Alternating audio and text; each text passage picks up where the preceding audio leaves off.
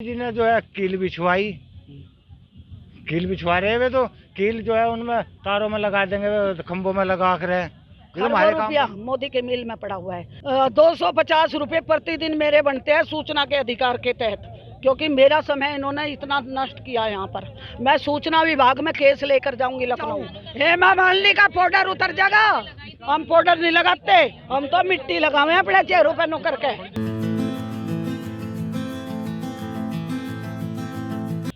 मशरिक news के नाजरीन आदाब। इस समय हम मौजूद हैं गाजीपुर बॉर्डर पे। मैं अपने पीछे दिखाना चाहूँगा, ये वो रास्ता है जो ब्लॉक कर दिया गया था। ये कटीली तार देख रहे हैं, ये दिल्ली पुलिस के द्वारा लगाई गई थी। साइड का ये रास्ता रेजिडेंशियल इलाके का ऊबड़ खाबड़ और कटीली झाड़ झक्कड़ के बीच से निकलता हुआ आया है। मेन रास्ता ब्लॉक कर दिया गया था। जगह जगह आज चक्का जाम के चलते दिल्ली पुलिस तैनात है।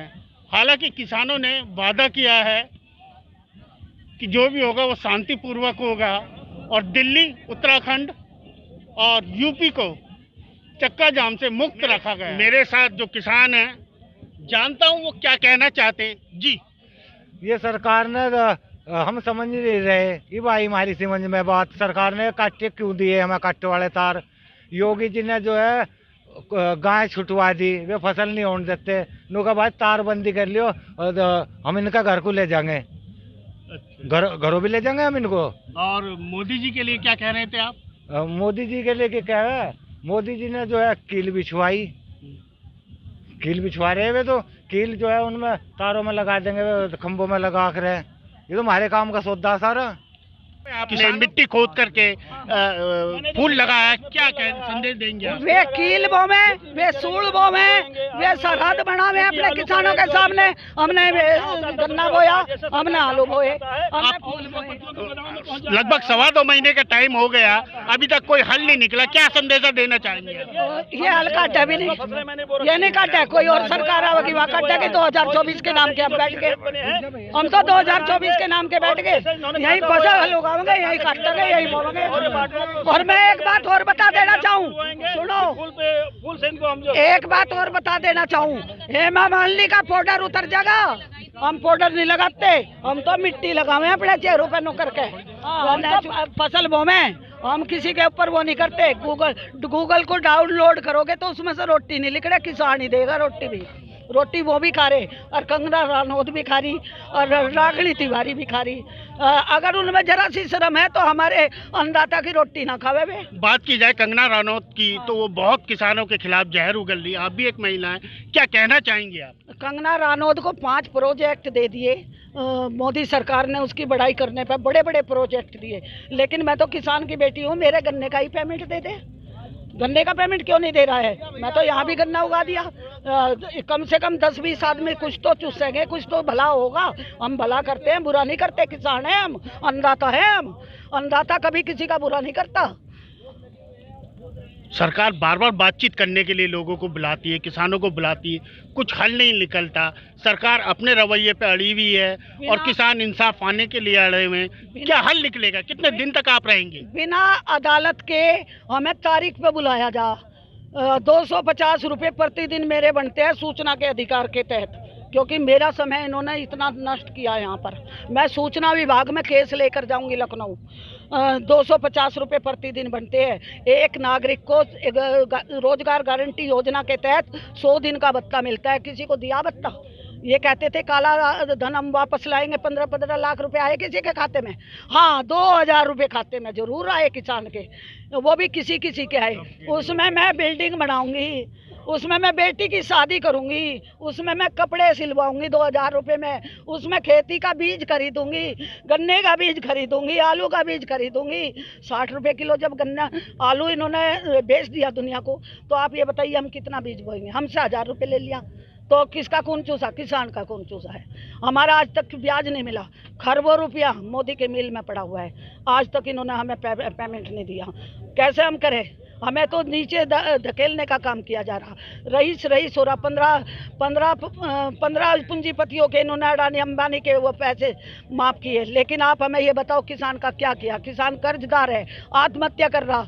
जिस समय राकेश टिकैत जी ने कहा था कि आत्महत्या कर लूंगा लेकिन किसान से हट के नहीं जाऊंगा, मैंने बुलाए हैं ट्रैक्टर सारे, अपने ऊपर उस बंदे ने अपनी पूरी जिम्मेदारी लिया। असली किसानों का मसीहा कौन है? राकेश टिकैत है, राकेश टिकैत, कोई और हो नहीं सकता। पहले सर छोटू राम थे, करम सिंह थे और चौधरी चरण सिंह थे और लाल बहादुर शास्त्री थे, जवाहरलाल थे, लेकिन आज मेरा किसान सरहद पर खड़ा और हमें कभी बताते हैं पाकिस्तानी, कभी कुछ बताते हैं। लेकिन मैं बता देना चाहती हूँ माननीय मोदी जी, तुम तो पाकिस्तान जाकर बिरयानी खाया है और भाई से भाई भिड़ाने का काम किया। कवाल कांड हुआ, गोधरा कांड हुआ, मेरठ में मलियाना कांड हुआ। जब जब तुम्हारी सरकार आती है तुम कांड कराने का काम करते हो और हम दिल्ली की सरहद पर गन्ना और आलू बोने का काम करते हैं। हम इसमें बंगा भी बोएंगे। बंगा आप समझते हैं, पूरब में बंगा सरसों को बोलते हैं और हम सरसों बोलते हैं उसको। लेकिन जिस समय हमारे खेत में आती है 2-2.5 हजार रुपए क्विंटल खरीदी जाती है, हमारा किसान का खून चूसा जाता है।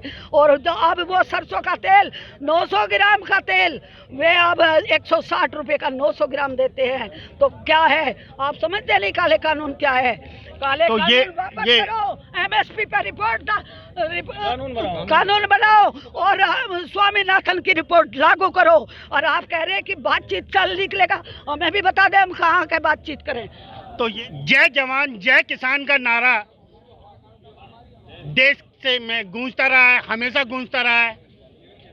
आज परिस्थितियां अलग हो गई हैं, किसान अपने इंसाफ के लिए अड़ा हुआ है, तो जवान अपने फर्ज के लिए यहाँ खड़े हुए हैं।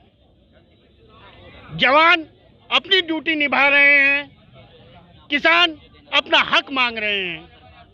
हमारे साथ एक किसान है, जानते हैं क्या कहना चाहते हैं वो इन फूलों के, इन गमले के द्वारा जो उन्होंने पौधा हाथ में ले रखा है।